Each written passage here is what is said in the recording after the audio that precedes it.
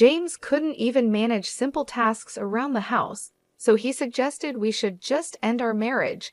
James mentioned casually, a smug expression on his face, as he stepped into the hospital room where I lay. I was hooked up to several medical machines, and there was a woman next to him whom I had never seen before. Little did James realize I had amassed a fortune worth $10 million, making a divorce not just a personal turning point, but potentially a life-saving escape for someone like me, who had been merely a homemaker until now. "All right, if that's what you want," I silently consented. Staying married to someone who resorted to mocking his partner, especially when they were vulnerable and unwell, was unthinkable. I dug into my bag, retrieved the divorce papers I had the foresight to keep on hand, and presented them to James with a smile. He took them, clearly pleased with himself. "Now I can leave you behind. I'll be happier with her, so don't fret," James declared, looping his arm around the woman, introduced as Sophia Loren. She gave me a disdainful look and mockingly wished me well, now addressing me as if I had lost my status upon their departure. They left the room in high spirits, but their joy was fleeting. Left alone, I couldn't suppress a loud laugh. It was Friday, meaning the divorce would be finalized by Monday. The anticipation of freedom in just 3 days was exhilarating. My name is Mary Forleo, a 51-year-old homemaker from a modest farming background. Although I had no special talents, I took great pride in my extensive knowledge of cooking. James, my husband, of the same age and a college peer, and I had both moved to Kansas City from our rural homes. Living by ourselves, I often prepared various meals for James using produce and rice from my family's farm. Many believed I had won his affection through his James Sach, and I was conscious of this.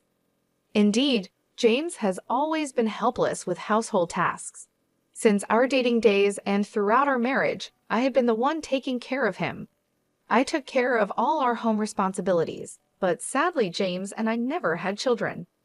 Despite this, we found joy in our life together, bonding over our love for food. On his days off, we'd often go on short road trips, seeking out delicious meals to share. Initially, James was gentle and kind, but around 5 years into our marriage, his behavior shifted. He became more controlling. While he never became physically abusive, his words grew harsh, often leaving me hurt. Feeling powerless as a full-time homemaker, I rarely stood up to him, doubting he would listen or value my perspective. James landed a job at a prestigious company after college, but left 7 years later. He hopped from one job to another, leaving us in a constant state of financial instability. However, at his most recent job, where he stayed for 4 years, things seemed different. He got along with his coworkers, and I harbor a small hope he might stick it out. Then, one day, James came home early, announcing he had quit his job yet again. My shock slipped out, causing his temper to flare. I dropped everything to appease him, apologizing for my reaction. James's mood was volatile, and I tread carefully to avoid worsening it. After muttering an apology, which seemed to calm him slightly, I resumed my role, serving him dinner and drinks without further comment. Over the years, my identity had faded. Married at 32, now 17 years later, I seldom showed my true self, instead playing the part of the compliant wife to keep the peace. After James had his fill and fell asleep on the couch, I cleaned up the mess he'd left behind, feeling a wave of sadness over the state of our marriage. This wasn't the life I had dreamed of. Looking back on our happier moments, I questioned whether continuing this way was bearable. The thought of divorce, once unimaginable, now seemed like a potential escape from this cycle of unhappiness. I began to plan my next day with a newfound resolve, ready to face the challenges I had long ignored. As James set off to the employment office, securing yet another job with remarkable speed, I made my way to the city office. There, I filled out and signed divorce papers. Although I wasn't fully prepared to file them just yet, holding onto them gave me a sense of security. I carefully hid the signed documents in a deep corner of my bag that I used often, wary of the potential fallout should James stumble upon them. "Where did you disappear to while I was out looking for jobs?" James inquired when I got back. I told him I had been to the stationery store to pick up some resume papers, thinking he might need them. James seemed pleasantly surprised by my thoughtfulness, his initial suspicion quickly replaced by a lighter mood. I handed him the resumes I had actually purchased, and shortly after, he left to meet a friend for drinks, excited about his new job. This position promised a stable salary and benefits superior to any he had before. Silently, I hoped this job would be the one he kept until retirement, especially since it involved sales and required him to spend evenings out more frequently. I treasured these moments of solitude, using them to recharge and always making sure to welcome James with a smile upon his return. Then, unexpectedly, I received a call from my mother. She excitedly shared news of a sudden windfall, $10 million from the value of family land we never thought we needed. The land was appraised at $12 million, and we could live comfortably with just a fraction of that. My mother, who had always been wary of James, especially after he became more possessive and even barred me from visiting my childhood home, suggested it was time for me to reconsider my life choices. She revealed that she had transferred the property, inherited from my grandmother, into my name to avoid inheritance taxes, providing me with an unexpected path to freedom. About a week later, I found myself in the aftermath of a traffic accident. Thankfully, my life was not in danger, but I would need to stay in the hospital for a week. After securing my belongings, including the divorce papers, in the hospital room's drawer, I contacted James to inform him of the accident. His first reaction was not concern for my well-being, but worry over who would prepare his meals during my hospital stay. This response further cemented my realization that my journey toward independence, fueled by my inheritance and the silent preparation of divorce papers, was not only necessary but imminent. I was on the brink of confronting James for valuing his meals over my well-being when I broke the news to him that I'd be hospitalized for a week. Apologizing, I suggested he find his meals elsewhere during my hospital stay. His reaction was anything but supportive. "Not even cooking for your own husband? What a lazy wife," he complained, before declaring he was on his way to the hospital. I had originally intended to discuss the inheritance with him that very night, but his response made me reconsider. As I lay in my hospital bed, hooked up to machines and undergoing various tests, I couldn't shake the feeling that my gut instinct about keeping the inheritance a secret was right. When James arrived, his harsh words stung deeply. Standing there with a smirk, he criticized my inability to manage household tasks even in my condition, and suggested a divorce, demanding compensation. Next to him was a woman I didn't recognize, oblivious to the fact that I was worth $10 million. He didn't understand that for me, a divorce wasn't just an end to our marriage, but a crucial turning point. Finally, I resolved to end it. Confronting a man who could so callously insult his wife while she was vulnerable was not something I could tolerate. I handed him the divorce papers I had secretly prepared, watching as his smirk widened. "Now I can leave you behind. I'll be happier with her," he claimed, putting his arm around the girl he called Hannah. As they mockingly bid me farewell and left, laughing, I couldn't help but laugh myself. It was Friday, and the divorce would be processed by Monday. The thought of being free in just 3 days filled me with anticipation. The weekend passed quietly without a word from James, offering me a peace I hadn't felt in a long time, despite the restlessness from inactivity. Whenever I felt agitated, the nurses would encourage me to stay calm. By Monday evening, my phone began to incessantly ring with calls from James. Initially, I ignored them, but after half an hour of relentless ringing, I decided to pick up, curious about what he could possibly have to say after everything that had transpired.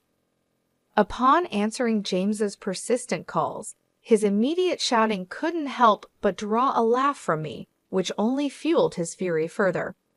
He was irate that the divorce papers hadn't gone through as he expected. I couldn't resist chuckling as I informed him that I had preemptively filed a notice of non-acceptance, recalling how he used to casually threaten divorce during our arguments. I thought it best to safeguard against his impulsive decisions. James, flustered, demanded I withdraw the notice immediately. However, I stood firm, asserting my newfound resolve not to bend to his every whim.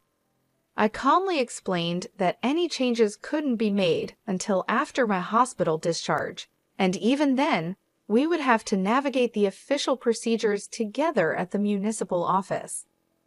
James's desperation, especially his eagerness to formalize his relationship with Hannah, whom he introduced as his new partner during my hospitalization, was both appalling and amusing.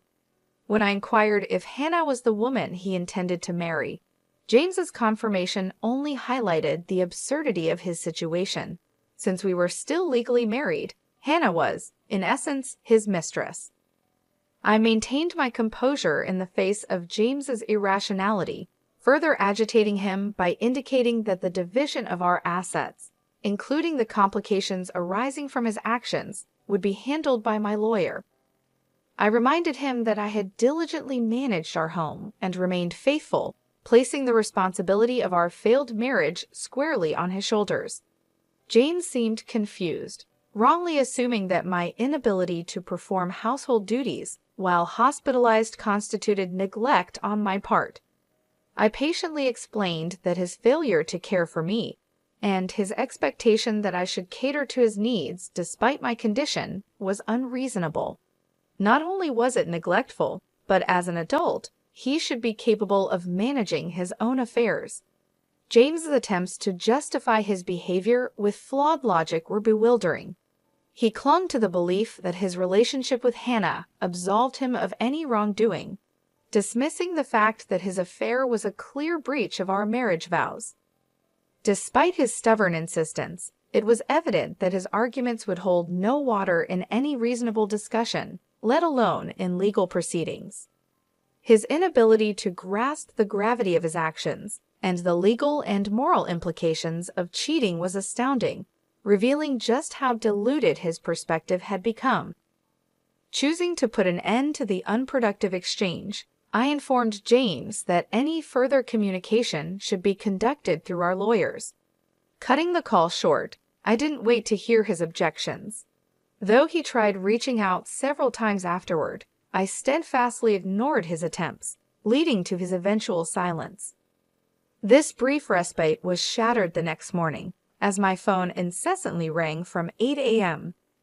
Answering the call, James immediately vented his frustrations about being unable to withdraw money from what he assumed was a joint bank account. Given that joint account holders typically have equal access, his difficulty puzzled me until I realized he might be attempting to access my personal account. Upon inquiry, James confirmed his intentions to withdraw from my account, igniting a tirade filled with irrational demands. James's outrage was unbridled, yet he failed to grasp the precautions I had taken the day before my hospitalization. Anticipating potential financial recklessness on his part, I had informed the bank to freeze any withdrawals until I could oversee them myself upon discharge. This precaution was vindicated by James's current actions attempting to withdraw funds from an account that, especially in light of our impending divorce, he had no right to access. Despite this, James saw no issue with his request and pressed me for an immediate withdrawal. I firmly reminded him that, in our current state, we were essentially strangers, and I was under no obligation to dispense money to someone who had effectively become an outsider to me. This newfound defiance took James aback, as he was unaccused James to me asserting myself in such a manner. His demands continued, now insisting on receiving money and compensation for the household duties I could not perform from the hospital. It was clear that, despite his educational background, James lacked the basic understanding and respect for our situation after 19 years of marriage. I addressed James with the patience one might use for a child, clarifying that I was no longer the passive partner he was used to manipulating. We would sort out the division of assets legally through a lawyer.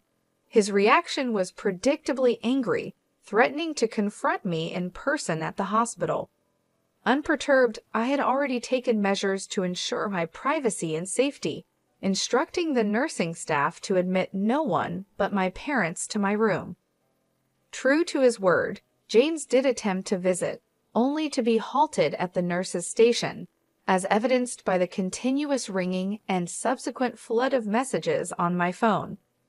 This barrier further illustrated the decisive steps I had taken towards independence and self-respect, standing firm against James's unreasonable expectations and intrusions. I archived all the messages James sent as proof and promptly reached out to my lawyer. It wasn't long before my attorney contacted James, which effectively halted the onslaught of messages. Just as I began to think the ordeal was nearing its end, a surprising turn of events unfolded. I was notified about a visitor, Lisa, a long-standing friend with whom I shared a passion for food. We used to explore dining spots together until my marriage. She reached out, expressing concern for my well-being, and dropped a bombshell. She suspected Hannah, the young woman seen with James, was involved in an affair with my husband. My shock deepened when I learned of Lisa's connection to Hannah. She was Lisa's niece. The revelation came about because Hannah had boasted to her family about marrying a 51-year-old man, and a shared photograph revealed that man to be James. The twist that Lisa was inadvertently linked to this messy situation through family ties left me astounded. Lisa had already briefed her sister, Hannah's mother, about the upheaval their niece had stirred in my life. She was contemplating seeking reparation from Hannah for the distress caused, but reassured me that our friendship, spanning 2 decades, wouldn't be sacrificed over this incident. Lisa had arranged a meeting to resolve the matter and invited me to join, offering to provide photographic evidence of the affair. After my hospital discharge, I headed to a secluded dining room in a restaurant with my lawyer, where James and Hannah were indulging in a lavish meal.